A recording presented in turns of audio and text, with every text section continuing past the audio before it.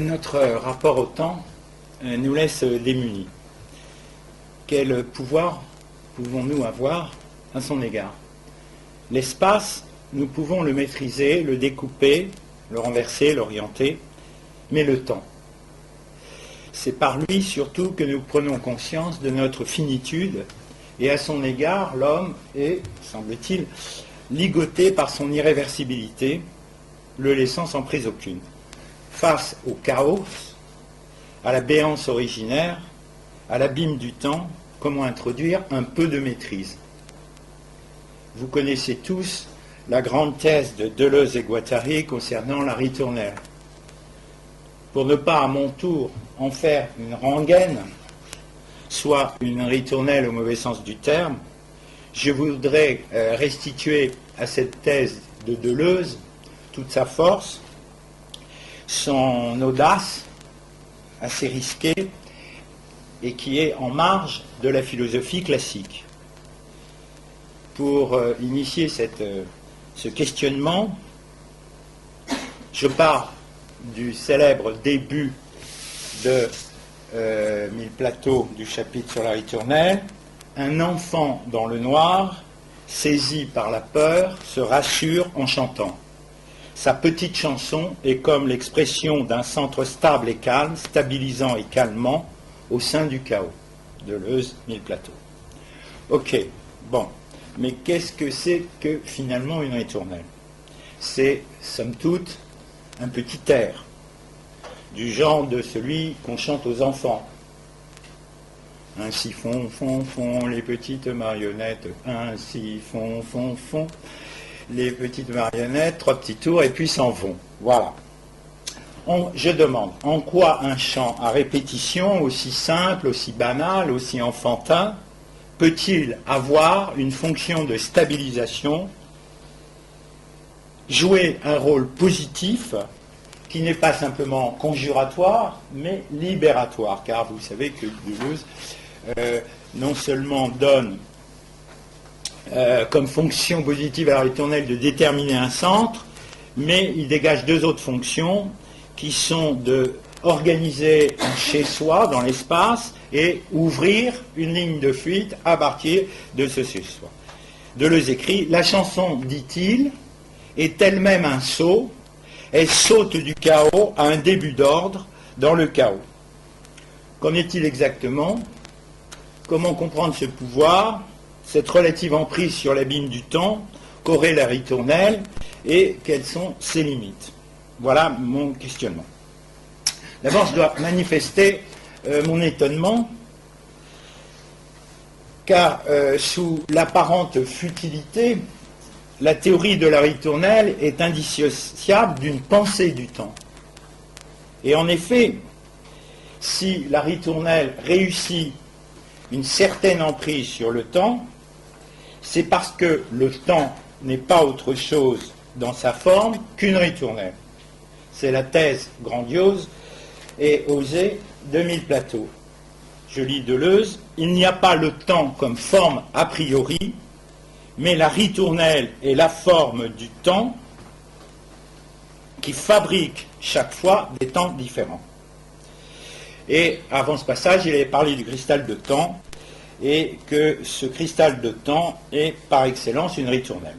Voilà, donc, à propos de la ritournelle, il y va rien moins que du temps. Et ce n'est pas une mince affaire, puisque le temps est la question, l'objet par excellence de la philosophie.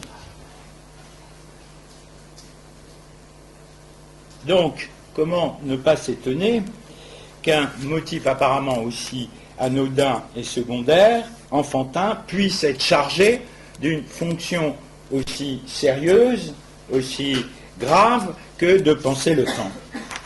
Alors, on répondra que, sans doute, Deleuze n'a pas voulu prendre que Deleuze, au contraire, a voulu prendre une grande distance à l'égard de la phénoménologie de Heidegger. Il aime assez peu cet auteur, il n'utilise jamais le terme d'être et de temps au sens phénoménologique. Mais cette distance n'est pas de la désinvolture, car il essaie de penser le temps autrement que dans et par la phénoménologie. Alors je vais partir de la contradiction interne qui concerne l'idée de temps. Le temps est non seulement infini dans ses directions, passé et avenir, mais il est aussi indéfini. S'il prend une figure, si le temps prend une forme, par exemple ritournelle, celle-ci, par la détermination ou définition, délimitation qu'elle introduit, vient définir, délimiter une partie du temps. Ce morceau de temps peut avoir alors un rythme, une cadence, une vitesse, un tempo, comme c'est le cas pour la ritournelle. Mais cette figure est délimitée dans le temps, qui donc précède la figure. Et le temps qui précède échappe nécessairement à la détermination particulière qu'est la ritournelle. Le temps lui-même n'a donc pas été pensé, il ne le peut dans la forme d'une ritournelle. Ce qui est alors objet de la conception de Deleuze n'est qu'une forme de temporalité, mais non le temps lui-même. Parce que le temps lui-même serait sans figure, il serait sans forme, indéfinissable, c'est un vide indéfini où toutes les choses peuvent prendre place, mais à cause de ça, lui-même, il n'est rien de déterminé par lui-même. Donc comment oser dire que la ritournelle est la forme du temps? La seconde difficulté à la thèse deleuzienne est interne à son système. En effet, on pourrait admettre que Deleuze, quand il dit que le temps est une ritournelle, fait une métaphore, une comparaison. Le temps est comme une ritournelle. Mais ce n'est pas du tout ce qu'il nous dit, car vous le savez très bien, et ça a été souligné à plusieurs reprises, que Deleuze, à partir du Kafka, fait une critique systématique de la métaphore au profit de la métamorphose, etc. Donc il faut prendre cette expression à la lettre. C'est à la lettre que le temps est une ritournelle. Ce n'est pas une comparaison. Donc, la solution qui nous était proposée, par le biais de la métaphore, est à abandonner. Donc, je vais essayer de saisir le point décisif, ici. La question concernant Deleuze n'est pas de savoir si on a affaire à une ontologie, il y a eu tout un débat là-dessus, y a-t-il une ontologie deleuzienne ou pas, mais il est de savoir si la pensée du temps et ou de l'être sous-jacent relève ou non de la représentation, de la pensée représentative. C'est la pensée représentative qui procède par similitude et ressemblance, qui donne un primat à l'identité, au même, et qui soumet la diversité des intensités à des structures d'identité. Bon. Par exemple, Kant est le philosophe qui, comme vous le savez, fait du temps une forme de la sensibilité. C'est une forme de la sensibilité qui se soumet, qui s'applique aux phénomènes sensibles.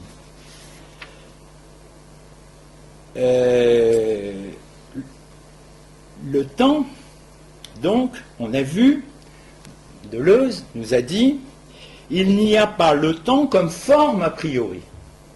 Donc c'est une allusion évidente à Kant, et qui est pris ici comme le philosophe exemplaire, paradigmatique de la représentation. Donc, que le temps n'est pas la forme a priori de la sensibilité, ça veut dire qu'il n'est pas du tout une forme pour les phénomènes sensibles. il n'est pas une forme pour les phénomènes, mais le temps a une forme. Il a une forme, et c'est la ritournelle. Donc je relis la phrase, il n'y a pas le temps comme forme a priori, mais la ritournelle est la forme a priori du temps. Si le temps n'est pas une forme pour les phénomènes sensibles, ça veut dire que nous sortons de l'opposition qui est l'opposition majeure de la philosophie, de la représentation et de la métaphysique, à savoir l'opposition du phénomène, ce qui est pour nous, et du nous-mêmes, ce qui est en soi. Le temps deleuzien se trouve au-delà de cette opposition, sensible-intelligible, comme elle est au-delà du sens propre et du sens figuré, comme on vient de le voir. Donc voilà, nous nous trouvons devant la question, comment la pensée peut-elle penser l'en-soi du temps ou de l'être, avoir, si vous voulez, une portée métaphysique, mais une pensée qui ne serait pas représentative. La sortie hors de la représentation suppose une sorte de saut, et ce saut nous est fourni par l'intuition. Deleuze reprend de Bergson cette idée d'une intuition comme contact avec la réalité, avec la chose. Alors je demande en quoi ce recours à l'intuition bergsonienne n'est-il pas arbitraire? Et n'intervient-il pas uniquement pour nous sortir de la difficulté que nous avons soulignée? Alors, là, évidemment, on est obligé de reprendre toute l'argumentation de Deleuze dans son ensemble. Deleuze retourne le problème. Il arrive à montrer qu'en toute argumentation, en toute conceptualisation ou problématisation, il y a déjà impliqué une image de la pensée. Et cette image de la pensée est ce qui précède la pensée conceptuelle de fait, qui précède les objections que j'ai pu moi-même développer auparavant. C'est parce que nous nous situons dans un type de pensée, dans une pensée de type représentative, que nous avons pu élever les objections contre cette possibilité du temps comme ritournelle. Si nous sortons de la représentation, les problèmes ou les difficultés vont disparaître. Alors, il faut partir de la première thèse de Deleuze qui concerne l'autofiguration de la pensée dans le plan d'immanence. On doit remarquer qu'à son tour, ce que nous venons de dire sous l'autorité de Deleuze implique déjà une certaine image de la pensée. Et en effet, pour que la pensée puisse donner une image d'elle-même, qui soit variable et changeante avec les différents systèmes philosophiques, il faut que la pensée n'ait pas en elle-même d'image.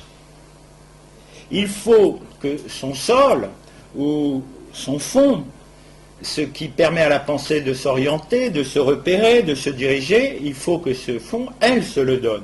Mais alors du coup, ça veut dire que la pensée n'a pas de fond. Que la pensée est comme autodonation ou autoposition dans une image, ça veut dire que la pensée est originairement affrontée au chaos, à la béance, au sans-fond, au vide. Et c'est bien ce que Deleuze nous dit.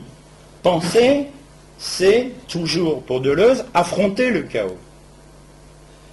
Et c'est pour affronter le chaos que la pensée se donne le plan d'immanence. Le plan d'immanence en tant que plan ou plateau, radeau, pour traverser le chaos. Autrement dit, le plan de traversée du chaos, le plan d'immanence, c'est ce que Deleuze appelle l'intou, omnitudo, qui comprend tout sur un seul et même plan. Alors, les conséquences de cette thèse fondamentale concernant le plan d'immanence, d'une part, l'intou en lequel tous les êtres sont recueillis, naissent et meurent, c'est aussi le temps. Donc le temps est une dimension du plan. du plan d'immanence. Il est une de ces déterminations. Mais d'autre part, deuxième conséquence, la pensée, comme l'intout, n'est pas différente de l'être. Elle n'est pas différente de la nature. Ce que la pensée retire, la détermination infinie qu'elle va puiser dans le chaos pour en faire une détermination et tenter de garder cet infini, eh bien ce travail-là de la pensée, c'est un travail qui concerne aussi bien la pensée que l'être, la nature, puisque l'être ne précède pas le chaos. Ce qui est premier pour Deleuze, c'est le chaos. Et donc l'être est lui-même indissociable de la détermination ou de l'image que la pensée se donne. Autrement dit, indifféremment, la pensée a deux côtés, deux versants, un côté être, un côté pensée. C'est ce que dit Deleuze, page 41, de Qu'est-ce que la philosophie? Le plan d'immanence a deux faces, comme pensée et comme nature. C'est en ce sens, dit-il encore, qu'on dit que pensée et être sont une seule et même chose. Pensée et être étant une seule et même chose, voilà ce qui va nous permettre de sortir de l'aporie. La deuxième thèse importante de Deleuze concerne le rôle majeur de l'intuition. Le plan, avec ses déterminations, fait l'objet d'une intuition de la part du penseur qui trace le plan.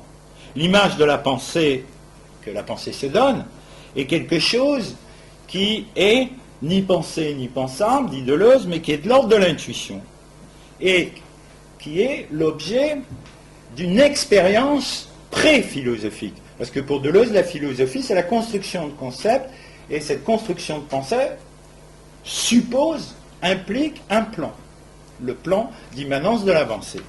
Donc, autrement dit, cette expérience, c'est une expérience qui n'est pas de l'ordre d'une connaissance discursive, mais qui implique plutôt une représentation esthétique, un sentiment. On sent que le temps, on doit dire, avec Deleuze, on sent que le temps a la forme d'une ritournelle, comme Pascal disait que nous sentons avec le cœur que l'espace a trois dimensions. Donc, autrement dit, avec ces deux thèses, nous venons d'établir la possibilité d'une image en tant que cette image concerne l'intout, mais nous venons simplement d'établir la possibilité d'une image en général. Donc le recours à l'arbitraire que nous redoutions en parlant d'intuition, et ce recours est écarté. Son arbitraire est écarté. Il nous reste donc à comprendre pourquoi cette image intuitionnée a nécessairement la forme d'une ritournelle. De possible, la ritournelle doit maintenant devenir nécessaire. Si le temps n'est pas une forme de la sensibilité, il a une forme, on l'a vu, qui est la ritournelle. Pour comprendre la nécessité de l'équation ritournelle égale temps, il faut partir non pas de l'idée de forme, mais de celle d'a priori. Car Deleuze a dit c'est une forme a priori. L'enjeu est de montrer que l'a priori a bien la forme du temps et d'une ritournelle. Que veut dire a priori? L'a priori, c'est ce qui est toujours déjà là. Nous ne pouvons donner de sens à priori qu'un sens temporel, une signification temporelle. L'a priori, c'est l'idée d'un avant, d'un antérieur qui précède la réception du donné. L'a priori est encore aussi ce qui est toujours là et qui s'avance vers le donné pour le construire. Qui s'avance, qui anticipe ce qui vient ou se donne, ce qui d'avance le devance et le détermine. Mais il faut comprendre que cette antériorité de l'a priori n'est pas chronologique. C'est un avant qui ne se produit pas dans le temps de Chronos. Et donc, elle s'opère dans un temps qui est celui de l'aion. Et l'a priori, en tant qu'il est avancé, est lui-même identique au temps dans son authenticité, dans sa vérité. Hein? Car l'a priori est nécessairement temps, puisque le temps est non dans sa réalité chronologique abaissée ou nivelée comme succession de points, le temps est authentique et l'avancée de l'avenir, et c'est ce qui est de l'ordre d'un autre temps qui est le temps de l'aion. Donc, maintenant, il nous reste simplement à établir qu'est-ce qui fait que ce temps et cet a priori qui sont identiques sont en même temps identiques à la ritournelle. Le temps comme avancée et anticipation nous annonce ce qui est à venir. Mais comme cet avenir est déjà là, qu'il est déjà venu, il est aussi bien du passé. C'est le passé qui s'avance depuis l'avenir, ou bien l'avenir qui s'avance depuis le passé.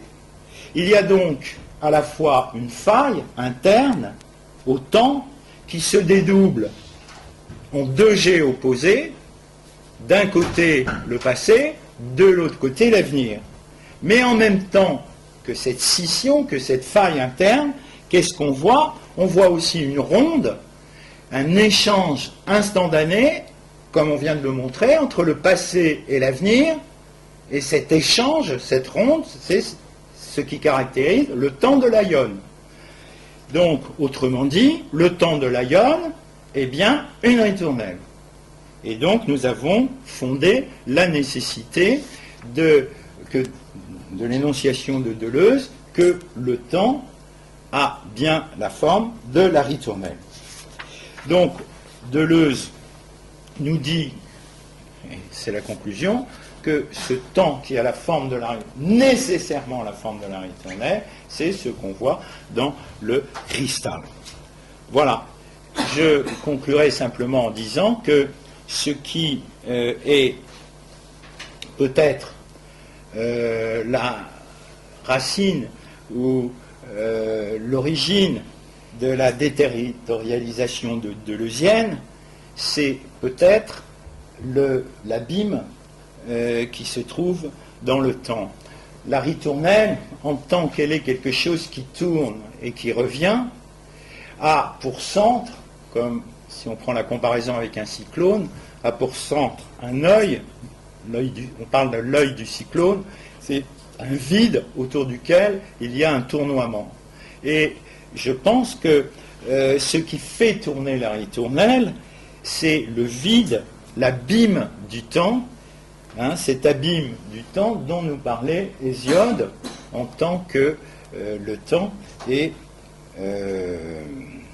repose est identique avec le chaos. Voilà ce que j'ai voulu montrer et suggérer que la ritournelle en son cœur suppose un vide qui est l'abîme du temps en tant qu'il est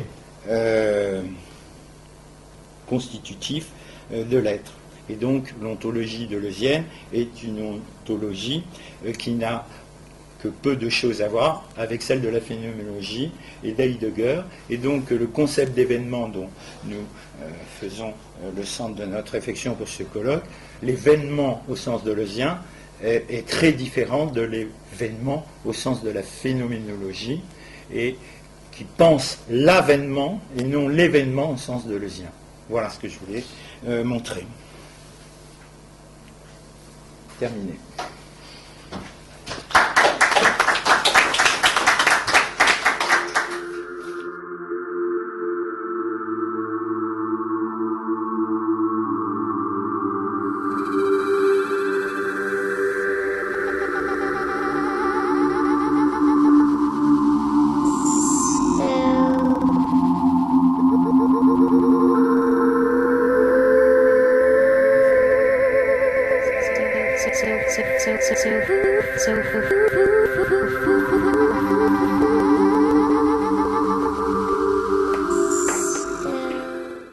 Restituer à cette thèse de Deleuze toute sa force, son audace assez risquée et qui est en marge de la philosophie classique.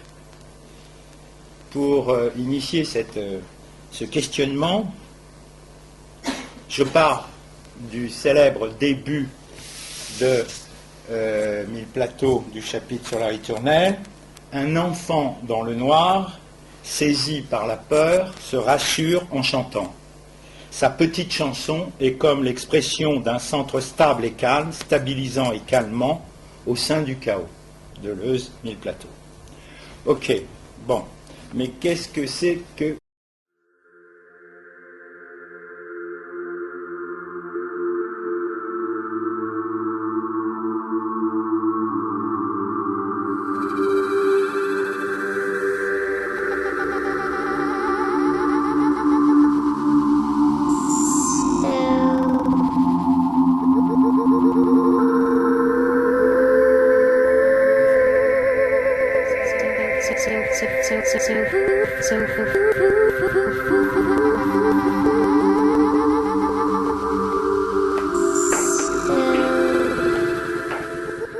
Notre rapport au temps nous laisse démunis.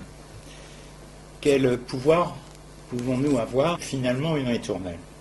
C'est, somme toute, un petit air, du genre de celui qu'on chante aux enfants. Ainsi font, font, font les petites marionnettes, ainsi font, font, font les petites marionnettes, 3 petits tours et puis s'en vont. Voilà. Je demande, en quoi un chant à répétition aussi simple, aussi banal, aussi enfantin, peut-il avoir une fonction de stabilisation, jouer un rôle positif qui n'est pas simplement conjuratoire, mais libératoire, car vous savez que Deleuze non seulement donne comme fonction positive à la ritournelle de déterminer un centre, mais il dégage 2 autres fonctions qui sont de organiser un chez-soi dans l'espace et ouvrir une ligne de fuite à partir de ce chez-soi. Deleuze écrit, la chanson, dit-il, est elle-même un saut, elle saute du chaos à un début d'ordre dans le chaos. Qu'en est-il exactement? Comment comprendre ce pouvoir, cette relative emprise sur l'abîme du temps qu'aurait la ritournelle et quelles sont ses limites? Voilà mon questionnement. D'abord, je dois manifester mon étonnement, car sous l'apparente futilité, la théorie de la à son égard. L'espace, nous pouvons le maîtriser, le découper, le renverser, l'orienter, mais le temps. C'est par lui surtout que nous prenons conscience de notre finitude, et à son égard, l'homme est, semble-t-il, ligoté par son irréversibilité, le laissant sans prise aucune. Face au chaos, à la béance originaire, à l'abîme du temps, comment introduire un peu de maîtrise? Vous connaissez tous la grande thèse de Deleuze et Guattari concernant la ritournelle. Pour ne pas à mon tour en faire une rengaine, soit une ritournelle au mauvais sens du terme, je voudrais